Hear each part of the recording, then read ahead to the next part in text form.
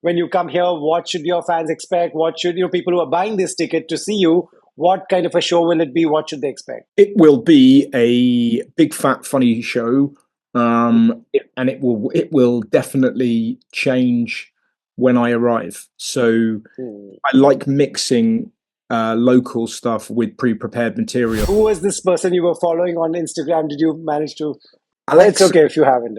I've got it. It's Alex Sangal. Can I ask you anything that stood out for you when you were doing your research about India? Anything that you were like, wow? I remember I went there before, and a thing that really fascinated me. We were Okay. in Mumbai, saw lots of couples on motorbikes, um, on the side of a motorway, and they were kind of kissing, and there were just lots of them. Right. And I asked our kind of driver, I said, "Well, what's going on?" And he said, "What's what a lot of young lovers do. They kind of drive out on a motorbike to a motorway and they kiss." Hmm. And that really got my brain whirring because I just thought, I just thought it was a tough place to try and woo a woman on a motorbike. How much of the work that you do is genuinely you think your personality? I've never really had a persona. I know a lot of Mm. younger comics have a persona, Hmm. play a Yeah. character. Yeah, it's pretty much it's me with the dials turned up. I would say like I don't.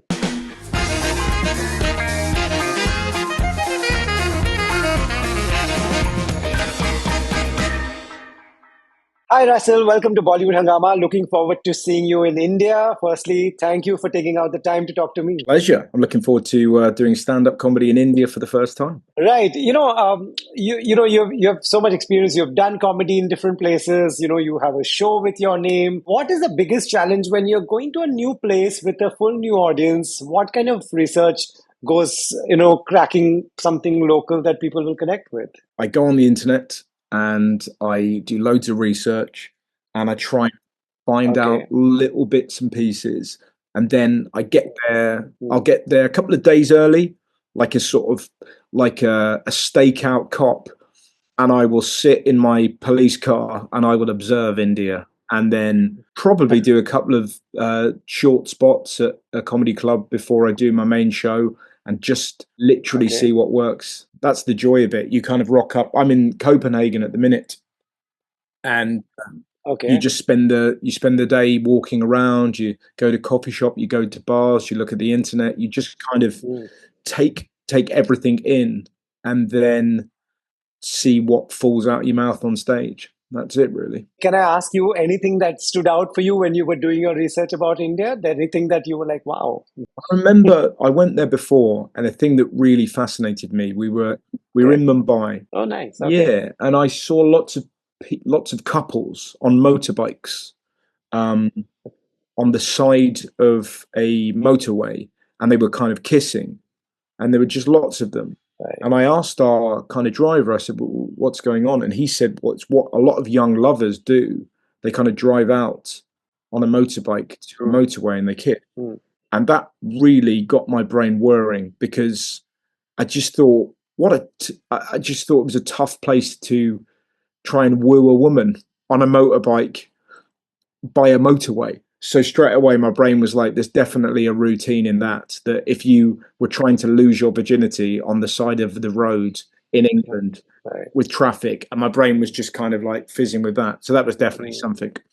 Wow. And you were here for work? You were here for holidaying in Mumbai? No, I did a travel show with my mum, and Amazing. we went to Pushkar, Bikaner, Mumbai, and Goa, and we went to the Holi festival. Hmm. We hung out with a Bollywood actor. Um, Oh, yeah, we kind of did the various. We hung out with some cricketers. Just it was a brilliant time, and it was a real blizzard. Um, so the great thing is because I did that show, I think 3 years ago. A lot of it has gone, but right. I'm going to watch the show back and see what I can remember. uh, but that's kind of what you do. I'm in Scandinavia at the minute, just finishing these Okay. tours. So I've got 3 more days in Scandinavia, and then as soon as that finishes, I'll be in full India mode until February the 8th. Amazing. And if I may ask, who was the Bollywood actor, or what did he tell you about Bollywood that you were like surprised? Let me get his name exactly. Yes, please. Yeah. I follow him. I think he's now a cricket commentator. Okay, lovely. Also India is prepared for, international comedians. Some have visited here before. We have our own very talented comedians like Veer Das who are making a global name everywhere. So and also there are subjects and there is an audience that's a bit touchy. How do you balance that? I think the great thing, like, I don't know how touchy Indian audiences are. I only know. I know English audiences, I know Americans, I know Australian, I know Europe, Hmm. I know Canadian audiences, and I Right. think there's touchy people everywhere. And there's people that don't need comedy, and there's people that need it, and you gradually whittle out the people that are easily upset, and just hope they never come Hmm. back. Do you know what I mean? Because it's fun. But Yeah. that's the truth. I think as soon as you start just making yourself mild for people who are upset by words, then you're losing your authenticity. So Right. it's kind of I'm very fortunate. I've been lucky enough to play arenas in the UK, and I haven't had to Hmm. kind of distill myself or turn myself into like a family friendly entertainer. I can still talk Hmm. about things that I want to talk about. And I think that's the beauty of stand up. Like, if it's coming from an authentic place, then 90% of people get it. There will always be 10% that they're easily upset, and you just have to just not worry about it, man. But Absolutely. but it makes me laugh a lot, because those people have always been around, and it's like, for example, in England, there'll be some people that don't like it when you joke about, there'll be a lot of sort of right wingers in England who were like, you should be able to joke about everything. There's nothing. You should be able to laugh at anything, nothing. And then you do a joke about the royal family, and they're like, hey, come on, mate, for fuck's sake. So it's just that thing that everyone Right. has, everyone has buttons. The good thing social media has done, there's so many new young stand-up comedians who've come up, and also the season ones. Have you watched any Indian stand-up comedy? Like, anyone you thought was And good? I know Veer. Yeah, Yeah, yeah. yeah. He's the only, if I'm honest, he's the only guy that I've met. Um, Hmm. uh, that's probably, like, in terms of like an Indian comic. I know there's a guy called Paul Chowdhury in the UK. Yes. I know Paul Hmm. very well, but that's about it. So I'm super excited to kind of play local clubs and see if I can kind of hang out with some up and coming Indian comics. Right. No, Veer is one of our best. We are extremely proud of him, and he does a terrific job. Could you tell us a little bit about the process? When you come here, what should your fans expect? What should people who are buying this ticket to see you? What kind of a show will it be? What should they expect? It will be a big fat funny show, and it will definitely change when I arrive. So Hmm. I like mixing local stuff with pre-prepared material. I don't Yeah. really. There's Right. definitely there's definitely Hmm. a lot of comics that have a soliloquy and a monologue, and they never drift from it. And Right. I love writing material, but I also love smudging local stuff into it. So it's Hmm. it's a big fat funny show, and I will desperately be trying to pick up as many Indian tidbits that I can throw into the Hmm. show to make it unique. That's kind of what I do wherever I go, really. So it's really wild to, you like, I've played all over the world, but I've never played India. And it's just, I'm sure it's the same when an Indian comic goes to London or America. It's Yeah. Yeah. it's Yeah. that fascinating thing where you go, well, I wonder if it works here. You know what I mean? And it's that thing for me. It's like, it's worked in America, it's worked in Australia and England and Scandinavia, and Spain and Paris. And will it work in India? It feels like, do you know what I Right. mean? Kind of India's my India and Africa are the sort of two places I've never been. South America as well. Yeah. How much of the work that you do is genuinely, you think, your personality? Like, how much percentage, if I was to ask you, that you are naturally a funny guy? I think it sort of goes back to what I was saying about authenticity. I don't really like. Yes. I've never really had a persona. I know a lot of Mm. younger comics have a persona, Hmm. play a character. Yeah. Yeah, it's pretty much it's me with the dials turned up. I would say like I don't, Hmm. you know, like I'm definitely a lot more vibrant on stage than I am, on a Hmm. Sunday morning with my wife. But Hmm. yeah, it's definitely me, and look, that's what I mean. It's sort of the great thing about stand up is that you're the sculptor, and Yeah. the world is your material, and you just go from place to place sculpting as you see, and something happens in the news and then you talk about that, and then something happens with your Hmm. family and you talk about that, and it's this sort of, I don't know, it's such a beautiful process that everything has the potential to be funny and get into Yeah. the show. Do you know what I mean? True.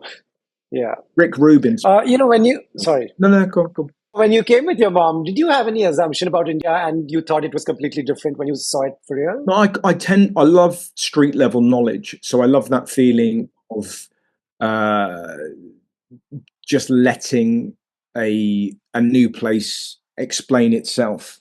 Do you know what I mean? So I Right. kind of think, Mm. like, for example, like, if you're doing comedy about kind of stereotypes, it's just always Mhm. like, for example, I'm in Scandinavia at the minute.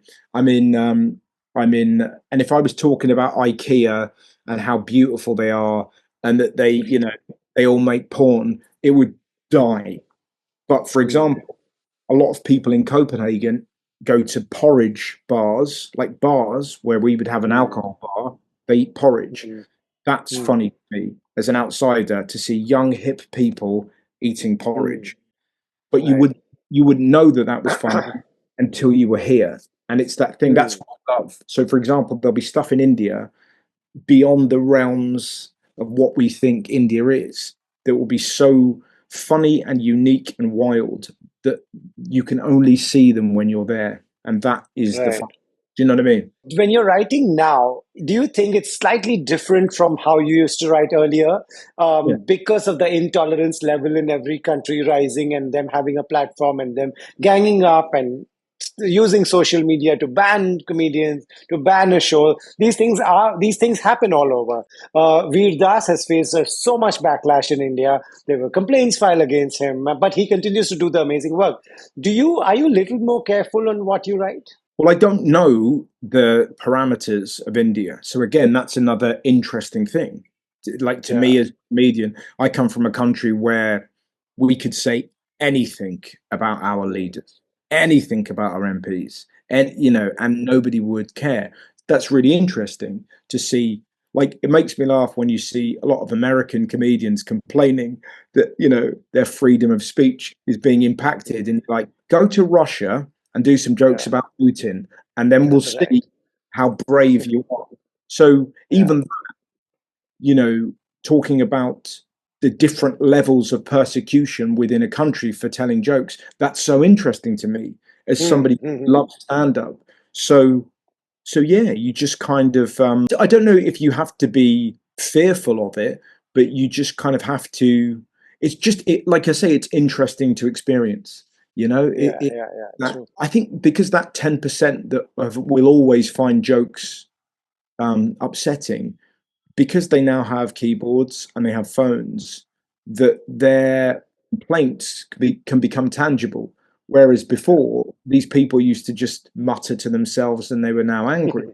Now Right. things become tribal, and it's really interesting to see people being upset by jokes set against the backdrop of climate change or totalitarianism or you know uh, poverty, and like, I saw in America recently, I saw a homeless man outside a hotel for dogs, and it was like this perfect snapshot of the madness of America. The man had no home and the dog was on holiday, and there was something about that photo in my mind that sort of explain the inequality of our times. And that's what I love about stand up, Absolutely. that you can Yeah. see stuff and then explain that to audiences, and we all kind of laugh. And Right. laughter is a societal orgasm. That's what it is. Right. Lastly, who was this person you were following on Instagram? Did you manage to? It's Alex, okay if you haven't. I've got it. It's Alex Sangal. So Oh, nice. Okay. Okay. yeah, Alekh Sangal, Okay. Sngal. Yeah, he's now a cricket commentator. But he was a one. Amazing. Yeah, Great. I hope you got a good taste of India. When you come, my only suggestion is eat good food. We have lots of it. I'm looking forward to it, my man. See you later. Great. Okay. Bye bye.